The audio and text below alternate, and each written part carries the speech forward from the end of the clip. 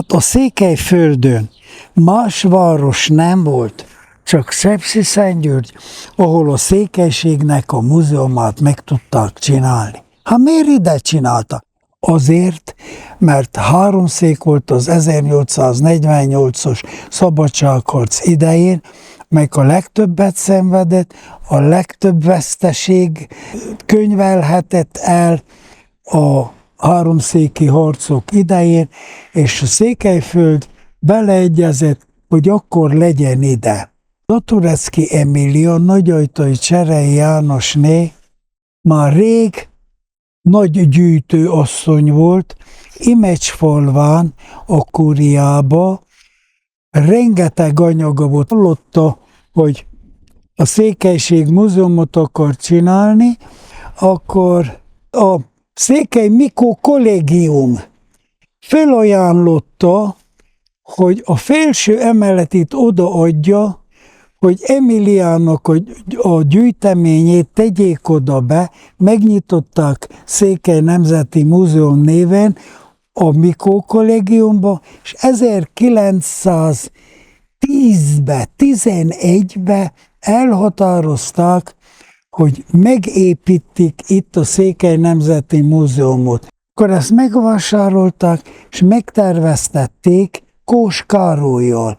És 1914-re, mikor kirobbant az első világháború, képzeljétek el, elkészült. És az volt a kikötés, hogy aztán olyan épületet építsetek, hogy abba semmilyen építő anyag idegen helyről ne jöjjön be.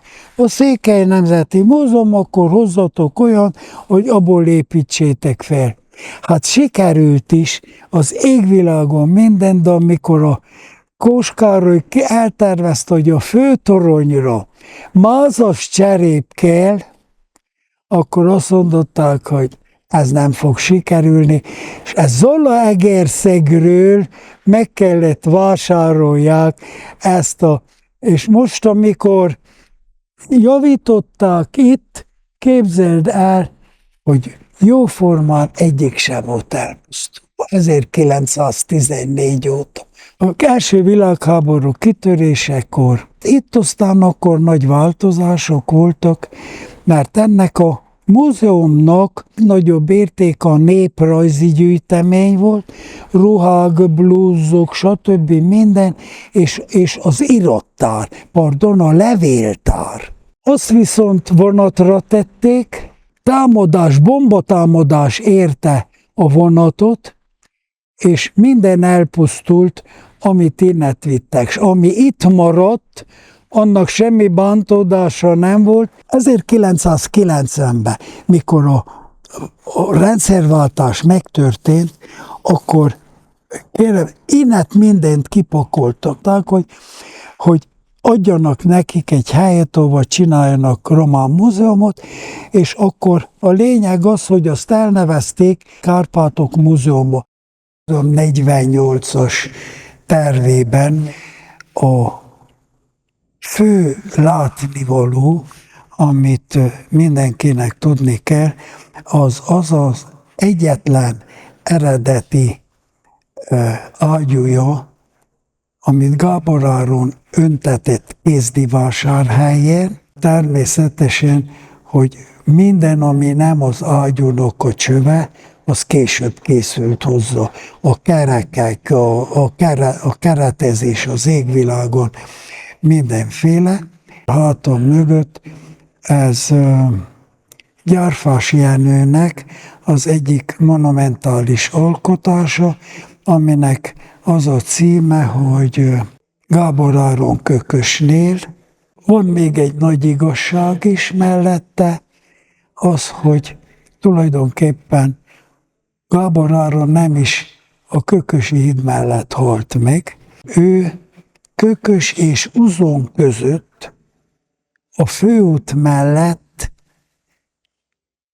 valamilyen átjáró volt ott, tulajdonképpen ott halt meg. Ez egy szimbolikus harang, ami tulajdonképpen Szörcséről került ide, a szörcsei református templomból, egy 15. századi harang. Ez egy azért szimbólum, mert a történelmi adatok szerint 164 harangot gyűjtöttek össze a Gábor Áron idejében, és annak a legnagyobb része Mindkézdivásárhelyi öntődébe került. A nép úgy hívta ezeket, hogy mivel az öntése a harangcsőnek nem volt tökéletes, meg Gábor Áron Bécsbe tanult ágyúöntést is, és a nép úgy nevezte, hogy varosgyék. Tehát varosbékáknak nevezte ezeket a ágyúcsöveket. Érdekes, azóta egy se került elő Kézdivásárhelyen sehol.